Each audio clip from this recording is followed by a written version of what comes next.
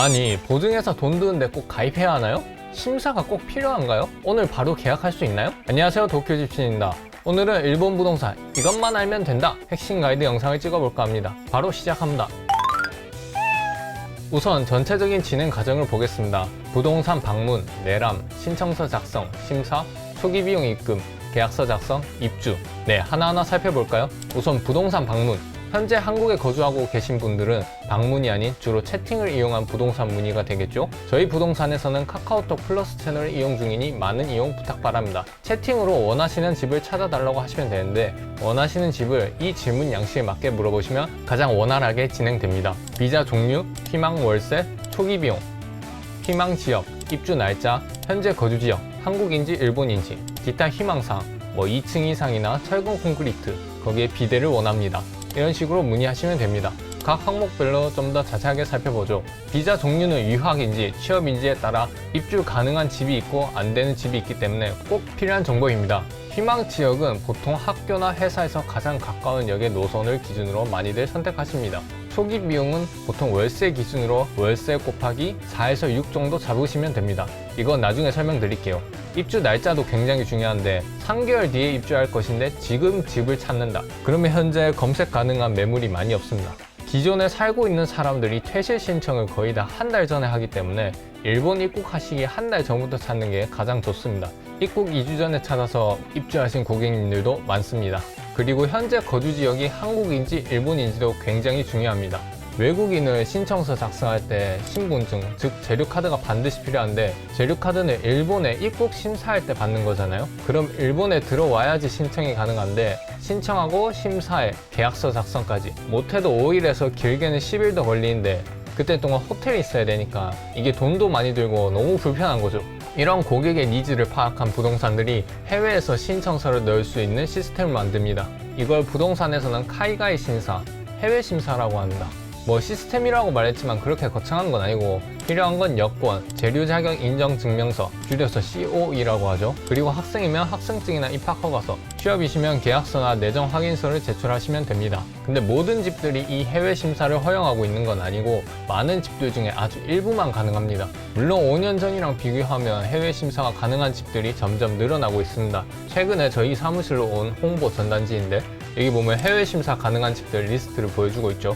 여기 원래 해외 심사 안 되는 곳이었는데 어느 순간 하고 있더라고요. 이처럼 관리 회사들도 해외 손님을 유치하기 위해 점점 해외 심사를 허용하고 있다는 점. 하지만 그래도 여전히 외국인이 외국에서 집을 찾는다면 안 되는 집이 많다는 점 알아두시면 좋을 것 같습니다. 네, 그 다음은 내람. 집을 보는 거는 한국에서 신청하시는 분들은 못하시죠. 사진 보고 결정하셔야 합니다. 다음 신청서 작성. 네, 한 관리 회사의 신청서 양식을 예로 들어보죠. 네, 우선 입주자 인적 사항입니다. 이름, 생일, 국적, 주소, 학교나 회사 정보.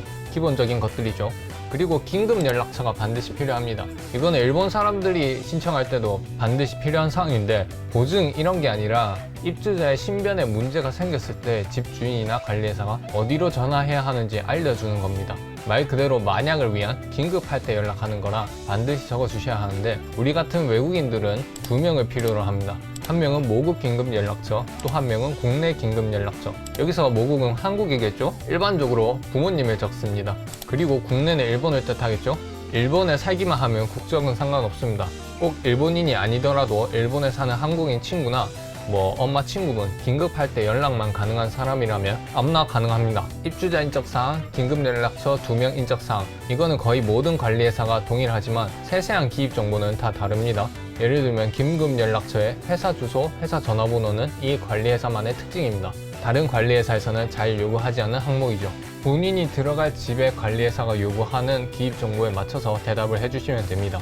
마지막으로 보증회사 신청서도 쓰셔야 합니다. 여기서 뭘 보증해주냐면 월세를 보증해준다는 말입니다. 입주자가 만약 월세를 못 내면 보증회사에서 대신 집주인한테 지불합니다. 그리고 보증회사가 나중에 입주자에게 받아내는 형식이죠. 물론 이때 이자가 붙습니다. 집주인 입장에서는 월세를 안 내는 혹은 못 내는 입주자를 가장 두려워하고 싫어합니다. 그들도 대출로 집을 샀으니까요. 그래서 반드시 입주자에게 보증회사에 가입하는 걸 필수 조건으로 내세우고 있죠. 외국인뿐만 아니라 일본 사람들도 연대보증인 말고 보증회사를 사용하는 경우가 이제는 대부분입니다. 그리고 2011년 일본 대지진 때 집주인한테 얘기도 안 하고 다들 귀국해버려서 집주인분들이 화가 나가지고 그때부터 외국인들은 무조건 보증회사 끼는 문화가 생겼다는 말이 있는데 이거는 사실이 아닙니다. 물론 그때 말도 안 하고 다들 귀국한 게 문제가 되긴 했지만 외국인이 보증회사를 사용해야 하는 사실 자체는 대지진 이전부터였습니다. 네, 이제 신청서를 다 썼으면 심사를 기다리면 됩니다. 심사는 크게 관리회사 심사, 보증회사 심사, 집주인 심사가 있습니다. 여기서 중요한 건 보증회사 심사입니다. 관리회사 심사는 신청서만 잘 쓰면 크게 상관없고 집주인 심사도 만약 외국인 입주 거부하는 집주인이라면 신청서 쓰지도 못했으니까요. 신청서 쓴 시점에서는 크게 상관없습니다. 보증회사 심사만 통과되면 월세를 보증회사에서 보증해주니까요. 반대로 보증회사에서는 신중하게 심사합니다. 이 사람이 월세를 낼 수 있는 능력이 있는지, 충분한 자금이 있는지를 가장 중요하게 생각하죠. 범죄 사실이나 이런 건 당연히 다들 없을 테니 넘어가고, 반대로 월세를 낼 능력만 충분하다면 보증회사 심사 자체도 스무스하게 통과됩니다. 요즘은 야증 9만 원 이하의 유학생의 경우 긴급 연락처만 잘 적어서 내면 대부분 통과되는 추세이고, 회사원의 경우 월급이 야증의 3배 이상 되어야 합니다. 그리고 간혹 심사에서 떨어지는 경우도 있는데 떨어진 이유는 절대 안 알려줍니다. 심사는 빠르면 하루, 보통 3, 5일 정도, 진짜 길면 10일. 근데 보통 3, 5일이면 결과 알려줍니다. 심사가 통과되면 통과 연락과 함께 정확한 입주 희망 날짜를 알려달라고 합니다. 희망 입주 날짜를 다시 알려주면 그 날짜를 토대로 초기 비용 정산서를 보내줍니다. 모든 집들 공통 항목은 입주하는 달 월세랑 관리비, 화재보험 비용, 보증회사 이용 비용, 중개 수수료, 각 항목의 금액하고 그 외 옵션 사항은 집집마다 다 다릅니다. 그리고 그 다음 달 월세랑 관리비는 집집마다 관리회사마다 기준이 다 다릅니다.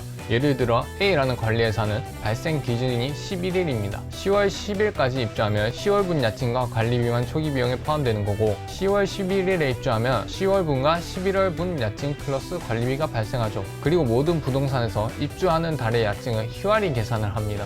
월세를 그달 일수로 나눠서 실제로 거주하는 날짜 수대로 계산하는 거죠. 그러니 초기 비용이 가장 적게 들려면 10월 10일에 입주하는 것입니다. 물론 다음 달 야증은 어차피 이번 달 말에 내야 하니까 크게 의미가 없습니다. 오히려 일본은 송금 수수료가 드는데 무려 330엔이죠. 10월 입주해서 초기 비용 내고 또 말에 11월분 야증을 따로 내면 송금 수수료가 더 드니 오히려 손해죠. 네, 초기 비용 입금되고 나면 관리회사에서 중개부동산으로 계약서를 보내줍니다. 계약서 작성 전에 초기 비용을 내야 한다는 게 일본 부동산의 특징이라고 할 수 있죠. 계약서 내용이 많은데 자세한 건 집집마다 다르니 꼭 직접 다 읽어보시고 중요하게 체크해야 될 포인트를 몇 개 알려드리자면 퇴실 신청을 언제까지 해야 하는지 보통 퇴실 한 달 전까지 알려달라고 합니다. 이 말이 무엇이냐? 통보하신 날짜부터 한 달 동안은 퇴실했던지 말던지 무조건 야증이 발생합니다. 11월 5일에 퇴실 예정이라면 적어도 10월 5일까지는 관리회사에 통보를 해야 한다는 거죠.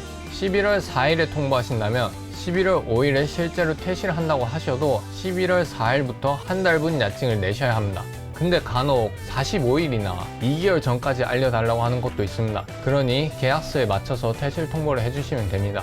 보통 월세를 은행 계좌에서 자동으로 빠져나가는 걸로 설정할 텐데 이때 무조건 송금 수수료가 발생합니다. 즉 월세 플러스 관리비 플러스 송금 수수료를 항상 통장에 넣어 두셔야 하는 거죠. 부족해서 자동으로 못 빠져나가면 다음번 내실 때 이자가 붙으니 꼭 잘 기억해 둡시다. 그리고 갱신비, 임대차 계약은 대부분 2년입니다. 더 산다고 하시면 갱신료를 내셔야 합니다. 보통 야증 1개월부인데 이것도 집집마다 다르니 체크하셔야 합니다. 화재보험 기간은 2년 동안입니다. 임대차 계약이 2년이라서 그렇죠. 마찬가지로 더 산다고 하신다면 화재보험도 갱신이 필요합니다. 이것도 갱신하실 때 비용 잘 확인하시고요. 보증회사 갱신은 보증회사마다 다르지만 보통 1년 갱신입니다. 이 부분도 잘 체크해주세요. 이거는 집집마다 다 다르니 특약사항이 있나 없나 잘 살펴보고 계약서에 도장을 찍으셔야 합니다. 계약서 작성 후에는 이제 입주하시면 되는데 열쇠를 받으셔야겠죠? 관리회사가 중개부동산에 열쇠를 입주 하루 전에 도착하도록 보내줍니다. 그러면 입주자분들은 입국하고 바로 계약서 작성 그리고 입주까지 하루 만에 끝날 수가 있죠. 근데 열쇠 수령을 직접 관리회사로 가야 하는 경우도 있습니다. 하우스포트랑 레오팔레스가 대표적이죠. 이게 좀 골치가 아픈 게 뭐냐면 중개부동산에서 대리 수령도 불가능하기 때문에 만약에 입주하시는 날 입국을 오후 4시에 하셨다 그러면 중개부동산까지 이동하고 계약서 작성하면 오후 6시가 지날 수도 있는데 그러면 관리회사가 문을 닫기 때문에 열쇠 수령을 못하겠죠. 그러니 입국하시는 날은 무조건 오전 빠른 비행기 타시는 게 가장 좋습니다. 네, 오늘은 일본 부동산 신청부터 입수까지 전체적인 흐름을 알아봤습니다. 네, 다음 동영상에서는 즈맨을 보는 방법, 용어 설명, 그리고 이놈의 레이팅은 도대체 왜 있는지, 이 옵션은 도대체 뭔데 돈을 더 내라고 하는지, 바가지 안 당하는 팁 등등 실전에 관련해서 알아보겠습니다. 도움이 되셨다면 좋아요, 구독 부탁드립니다. 궁금하신 거 있으시면 댓글로 남겨주세요. 감사합니다.